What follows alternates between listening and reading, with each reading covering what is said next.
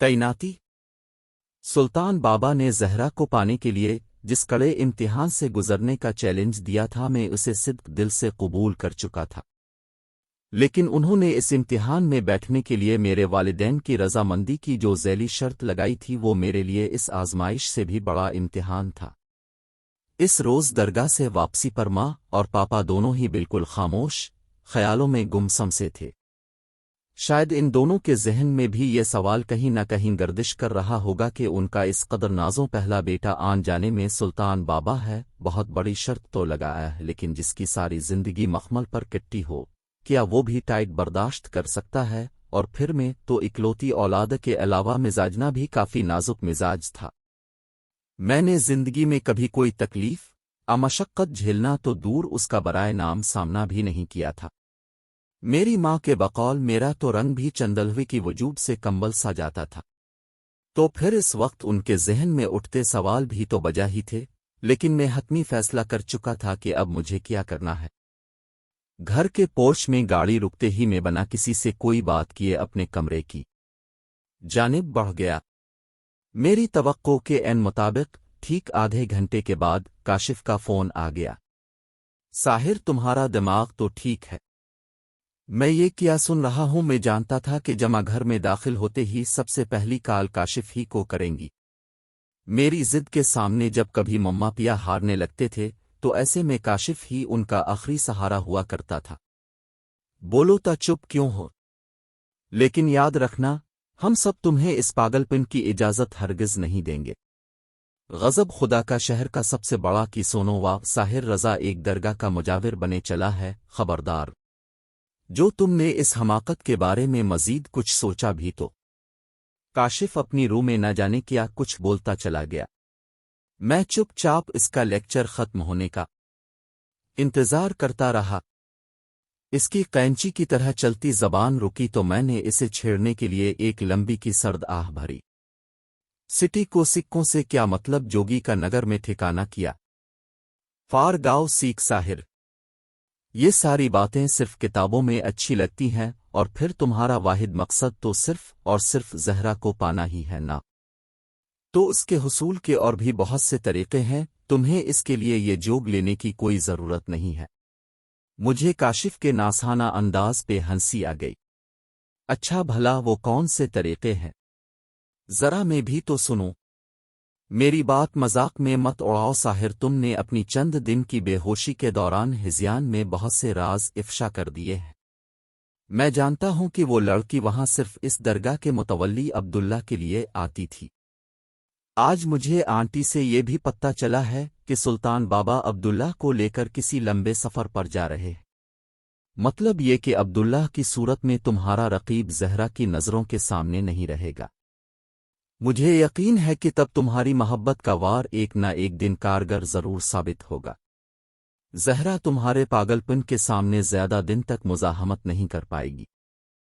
तुम सिर्फ इंतजार करो साहिर, जल्दबाजी में कोई कदम ना उठाना मेरी जान, हम सब तुमसे बेहद प्यार करते हैं। बोलते बोलते काशिफ की आवाज कुछ भरा सी गई। वो ऐसा ही था, जज्बाती सा। मैंने माहौल बदलने के लिए बात बदली। खुदा के लिए ये रोने धोने का फरीज़ा तुम मम्मा के लिए ही छोड़ दो। खबरदार, जो तुमने मेरी दूसरी माँ बनने की कोशिश की। अरे यार, तुम लोग समझने की कोशिश क्यों नहीं करते? मुझे सुल्तान बाबा ने एक चैलेंज दिया है और मैं सिर्फ इस कसौटी पर पूरा उतरना चाहता हूँ। और शायद तुम भूल रहे हो, ऐसे चैलेंज हम रोजाना एक दूसरे को दिया करते थे। याद है तुम्हें? पिछले साल ही हमने चोलिस्तान के सहरा में 15 दिन बना किसी गाइड के रहने की शर्त लगाई थी, और आखिरी में हम दोनों ही वो शर्त जीते थे। ये भी एक ऐसी ही शर्त है जिसके तहत मुझे चंद दिन दरगाह में रहना होगा। तुम्हारा क्या ख्याल है कि मैं बाकायदा मुजाविर बनने के लिए दरगाह जा रहा हूं? दूसरी जानिब से काशिफ की मशकूक की आवाज सुनाई दी। मैं कैसे मान लूं कि ये सारा मामला सिर्फ एक शर्त चैलेंज की हद तक ही रहेगा? मुझे तुम्हारे दीवानेपन से डर लगता है। मेरे मुंह से बेइख्तियार एक दूसरा मिसरा निकल गया। दीवानों की ना बात करे तो और करे दीवाना क्या? काशिफ नस पड़ा। तुम कभी नहीं सुधरोगे साहिर। بہرحال میری تشویش کافی حد تک داور ہو گئی ہے، لیکن فی الحال مجھے آنٹی کی تشویش داور کرنی ہے۔ وہ اور انکل تمہارے اس نئے ایڈونچر کی وجہ سے بے حد پریشان ہے۔ میں نے کاشف کو جھاڑا۔ زیادہ چمچا گیری کرنے کی بھی ضرورت نہیں ہے۔ ہو سکے تو مما پیا کو بھی میرا نقطہ نظر اسی طرح سمجھانے کی کوشش کرنا جیسے میں نے ابھی تمہیں بتایا ہے، اور خبردار جو اپنی طرف سے ذرا سی بھی کوئی افلاطونی جھاڑنے کی کوشش کی تو۔ کاشف نے ہنستے ہوئے فون رکھ دیا۔ میں نے کاشف کو تو کسی نہ کسی طور سمجھا دیا تھا، لیکن میں یہ بھی اچھی طرح جانتا تھا کہ اپنے والدین کو سمجھانا کس قدر مشکل مرحلہ ہوگا۔ اس رات نہ جانے کیوں مجھے مینی بہت ٹوٹ کر یاد آئے۔ وہ بھی تو میرے لیے اسی کی آگ میں جلتی رہی تھی جس میں آج میں زہرا کے جل رہا تھا۔ مجھے یاد آیا کہ کینیڈا کا اسکالرشپ لینے سے پہلے وہ درگاہ کی سیڑھیوں پر مجھ سے آخری بار ملی تھی تو کس قدر کرچی کرچی تھی وہ، میں اس وقت اس کے جذبے کی کاٹ کو محسوس نہیں کر پایا تھا، لیکن آج جب خود میرے اوپر یہ قیامت گزر رہی تھی تو مجھے اس کی ہر بات یاد آ رہی تھی۔ میں جانتا تھا کہ وہ خود تو کبھی مجھے بددعا نہیں دے سکتی تھی، لیکن شاید کبھی کبھی خدا جذبوں کو بھی بددعا دینے کا اختیار دے دیتا ہے، اور شاید آج میری اس حالت کے پیچھے بھی کہ کسی ایسے ہی جذبے کی بددعا کا عمل دخل تھا، کوئی ایسا جذبہ جس کے آبگینے کو میری لاپرواہی سے ٹھیس لگی ہوگی۔ اگلی صبح بے حد بوجھل تھی۔ ناشتے کی میز پر مما کی آنکھیں صاف چغلی کھا رہی تھیں کہ وہ رات بھر نہیں سوئی۔ پہا بھی چپ چپ سے تھے، اور پھر بالآخر انہوں نے ہی یہ خاموشی توڑی۔ ساحر بیٹا، تمہاری مما تمہارے اس فیصلے سے بے حد ڈسٹرب ہے۔ میں تو کہتا ہوں بیٹا، اس بزرگ کی بات کو اتنا سیریس لینے کی ضرورت نہیں ہے۔ میں نے ابھی ہمت نہیں ہاری ہے۔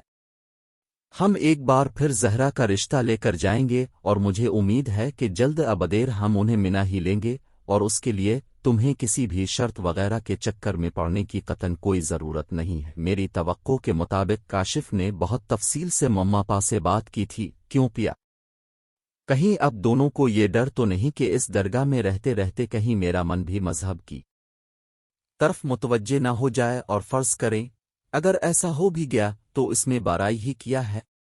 مجھے تو یہ سودا دونوں طرف سے فائدے کا ہی لگتا ہے۔ آخر ہم سب مذہب سے اس قدر خوف زدہ کیوں رہتے ہیں؟ یہ کیسا آصب ہے جس کا ڈر ساری زندگی ہمارے ارد گرد بھٹکتا رہتا ہے، اور ہم تمام عمر اس سے بھاگتے ہی رہتے ہیں؟ کیوں ایک بار رک کر پلٹ کر اس چیز کا سامنا نہیں کر لیتے؟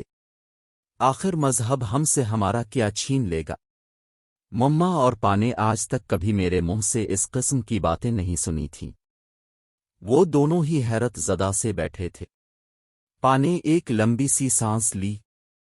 ہاں، شاید ہم خوف زدہ ہیں ہر اس چیز سے جو تمہیں ہم سے دور لے جال سکتی ہو، پھر چاہے وہ مذہب ہی کیوں نہ ہو، اور اکلوتی اولاد کے ماں باپ ہونے کے ناطے یہ خوف ہمارا حق ہے، اور یہ حق ہم سے ہمارا مذہب بھی نہیں چھینتا۔ شاید اسی لیے اس بزرگ نے تمہیں بھی یہ حق یاد دلایا تھا۔ مما بولیں تو ان کی آواز کچھ بھرائی ہوئی تھی۔ اور پھر بیٹا، یہ تو پاگل پن ہے کہ صرف ایک لڑکی کے حصول کے لیے تم دنیا کے باقی سبھی رشتوں کو بھلا دو، کیا ہم تمہارے کچھ نہیں لگتے؟ اب دونوں میرے لیے دنیا کی ہر چیز سے بڑھ کر ہو، لیکن میری روح کے دھاگے قدرت نے اس لڑکی سے باندھ دیتے ہیں۔ مما، میرا دم اس کے بغیر گھٹتا ہے۔ اگر یہ نا انصافی ہے تو یقین کریں کہ میرا اس میں کوئی قصور نہیں ہے۔ سارا قصور اس جذبے کا ہے، اس جذبے کی شدت کا ہے جس نے میری روح کو اس کا قیدی بنا دیا ہے۔ اب بتائیں میں کیا کروں؟ کہاں جاؤں یا بالا؟ وہ دونوں ہی چپ چاپ اور لاجواب سے بیٹھے رہے۔ اتنے میں ڈاکٹریز وانی کا فون آ گیا۔ انہوں نے مجھ سے بات کر کے اپنے کلینک آنے کا کہا۔ شاید کچھ مزید ٹیسٹ وغیرہ کرنا چاہتے تھے۔ پہلے تو میں نون ٹالنا چاہا، پر ماں اور پاپا کا موڈ دیکھ کر ہی بھر لی۔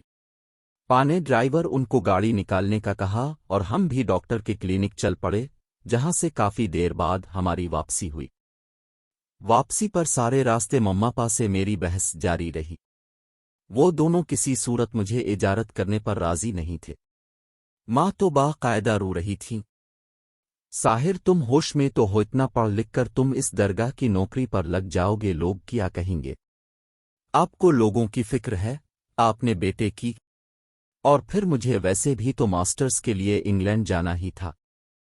اب ہی مجھے گا کہ میں اعلیٰ تعلیم کے لیے گھر سے باہر ہوں، بلکہ وہاں سے تو ویک اینڈ اور عید وغیرہ پر گھر آنا بھی ناممکن تھا، جبکہ یہاں سے میں آسانی سے اب سے ملنے آ سکتا ہوں۔ آپ کو میری ڈوری محسوس بھی نہیں ہوگی۔ کم آن ساخ اب پیا کی باری تھی۔ انگلینڈ سے ماسٹرز کرنے اور ایک درگاہ کا متولی بن کر رہنے میں بہت فرق ہے۔ ہم تمہیں مولوی نہیں، MBA بنانا گھر میں بھی یہی بحث جاری رہی۔ دنیا کے سبھی والدین یہ کیوں چاہتے ہیں کہ ان کا بیٹا پڑھ لکھ کر ڈاکٹر، انجینئر، پائلٹ ہی بنے؟ میں وہاں مولوی بنے نہیں جا رہا، کیونکہ شاید لغت میں یہ لفظ جن کے لیے موجود ہے وہ بہت باعلم اور بڑے لوگ ہوتے ہیں۔ میں تو صرف اپنی غرض کے لیے یہ راستہ اختیار کر رہا ہوں۔ لیکن سوچنے کی بات یہ ہے کہ دنیا کے کوئی بھی والدین اپنی مرضی سے اپنے کسی ایک بچے کو بھی دین کی راہ پر کیوں نہیں ڈالتے؟ آپ کے ذہن میں مولوی کا جو تاثر ہے وہ بھی کسی ایسے انسان کا ہے جو زندگی میں اور کچھ نہیں کر پاتا تو اس نے یہی کام بطور پیشہ اختیار کر لیا۔ پھر ہمیں گلہ کس بات کا ہے؟ جب ہم اپنی اولاد ہی کو اس راستے پر چلنے کی اجازت نہیں دیتے تو پھر جو میں خدمت میں مشغول ہیں ان کی کم علمی پر پھر الفا چینی کا بھی بھلا نہیں کیا حق ہے، پاپا جیم ہو گئے۔ لیکن ہماری سوسائٹی اسے قبول نہیں کر پائے گی، یہ سوسائٹی کے قانون ہم خود جاتے ہیں پیا۔ اپنے ساری عمر میں اتنا کما لیا ہے کہ اگر آپ کی انگلی 7 نسلیں بھی بیٹھ کر کھاتی رہیں تو یہ دولت ختم نہیں ہوگی، لیکن مجھے اپنے آپ کو پانے کا موقع شاید یہ زندگی وبا رہ بھی نہ دے، مجھے اس راہ پر چلنے دے۔ اگر یہی میرا مقدر ہے تو مجھے اسے جھیلنے ہیں۔ اب جانتے ہیں کہ اگر میں اس گھر میں قید رہا تو میری روح ہمیشہ کے لیے 2 ٹکڑوں کی تقسیم ہو جائے گی۔ مجھے اپنے دل اور دماغ کی یہ جنگ لڑ لینے دیں۔ جیت دل کی ہو، پاہے دماغ کی، اصل فاتح آپ کا بیٹا ہی ہوگا۔ میں مما کوشش و بیچ میں چھوڑ کر اپنے کمرے میں چلا آیا۔ ساری رات مما اور پیا کے اور زور سے بولنے کی آوازیں آتی رہیں، لیکن میں جانتا تھا کہ میری حالت کے پیش نظر پاخرکار مما کو متا ہی لیں گے، اور پھر یہی ہوا۔ صبح جب میں ناشتے کی میز پر پہنچا تو مما کی آنکھیں وہی ہوئی تھیں، شاید وہ رات بھر روتی رہی تھیں۔ میں نے ان کا دل بہلانے کے لیے بات شروع کی۔ اب جانتی ہیں کہ اگر آپ یوں ہی روتی رہیں تو میں جا نہیں پاؤں گا۔ سلطان بابا کی لگائی ہوئی شرط کا فائدہ الفاٹے رہی ہیں کیا۔ ان کے ہونٹوں پر دھیمی سی مسکراہٹ ابھری۔ بہت ضدی ہو ساحر، لیکن ایک وعدہ کرنا ہوگا کہ ہر ہفتے گھر آؤ گے، اور ہمارا بھی جب کبھی دل چاہے گا ہم تم سے ملنے وہاں آ سکیں گے۔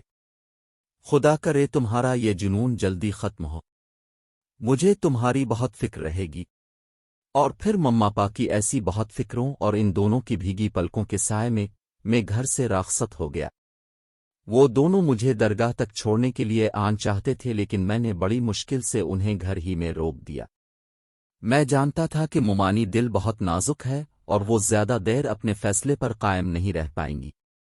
سلطان بابا کی شرط کے مطابق میں گھر سے خالی ہاتھ ہی نکلا تھا۔ درگاہ کے صحن میں قدم رکھا تو سلطان بابا اور عبداللہ کو سفر کے لیے تیار پایا۔ سلطان بابا نے غور سے مجھے دیکھا۔ ہاں میاں، اپنے والدین کی اجازت سے آئے ہوتا؟ جی ہاں، بڑی مشکل سے اجازت ملی ہے، لیکن گیا ہوں۔ عبداللہ مسکرایا۔ میں جانتا تھا تم ضرور آؤ گے، آؤ میں تمہیں کچھ ضروری باتیں سمجھا دوں۔ عبداللہ نے کچھ ہی دیر میں مجھے تمام معمولات سے آگاہ کر دیا، اور پھر اتی میں ان کے جانے کا وقت بھی ہو گیا۔ سلطان بابا جاتے جاتے راکے اور میرے کاندھے ہاتھ رکھ کر بولے، پہلا پڑاؤ تو تم نے کامیابی سے طے کر لیا۔ ثابت قدم رہے تو اپنی مراد بھی لوگے، ایک دن جیتے رہو۔ عبداللہ نے جاتے ہوئے مجھے زور سے گلے لگا لیا۔ میر نے اس کا ہاتھ تھام کر کہا، سچ تو یہ ہے کہ میں اندر سے اب تک 2 حصوں میں بٹا ہوا ہوں، دعا کرنا کہ میں یہ ذمہ داری ٹھیک طرح سے سر انجام دوں، کہیں میرے قدم نہ لڑکے جائیں۔ عبداللہ نے میرا ہاتھ زور سے تھام لیا اور مسکرا کر بولا، گرتے ہیں شہوار ہم میدان جنگ میں۔ پھر آگے بڑھتے بڑھتے اسے جیسے کوئی ضروری بات یاد آ گئی۔ اس جلدی سے اپنے کرتے کی جیب سے ایک پرچی نکالی اور میرے ہاتھ میں تھما دی۔ میں ایک ضروری بات تو تمہیں بتانا بھول ہی گیا تھا۔ سلطان بابا نے تمہارا اپنا نام رکھ دیا ہے، ویسے جیسے میرا رکھا گیا تھا جب میں یہاں پر آیا تھا۔ اس پرچی پر لکھا ہے، ہمارے جانے کے وہ دیکھ لیتا۔ لوگ اب تمہیں اسی نام سے پکاریں گے۔ یہاں یہ ایک نئی حیرت تھی میرے لیے۔ کیا یہ تم کیا کہہ رہے ہو؟ کیا یہاں آنے سے پہلے تمہارا کچھ اور نہ تھا؟ کیا نام تھا تمہارا؟ عدنان عامر عدنان نام تھا پہلے میرا۔ اچھا اب چلو۔ سلطان بابا تے دیر سے دروازے پر کھڑے ہیں، نئی جگہ پر پہنچ کر خط لکھوں گا۔ اپنا خیال رکھنا۔ فی امان اللہ۔ عبداللہ مجھے گلے لگا کر آگے بڑھ گیا اور میں جانے کتنی دیر حیرت میں ڈوبا گم سم وہاں کھڑا رہا۔ ڈھلتے سورج کی ڈوبتی کرنوں میں داور نیچے ساحل کے آخری کنارے پر میں نے عبداللہ اور سلطان بابا کے ہیولے کو آخری بارات جھل ہوتے ہوئے دیکھا۔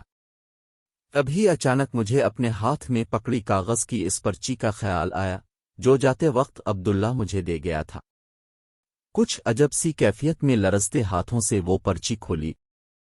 پرچی پر لکھا ہوا نام میری ہتھیلی کے پینے سے بھیگ کر پھیلنے لگا تھا، میرے ذہن میں جیسے ایک ساتھ ہی کئی جھکڑ سے چلنے لگے۔ پرچی پر اپنا نیا نام دیکھ کر میرے قدم لڑکھڑا سے گئے۔ میرا نیا نام تھا عبداللہ۔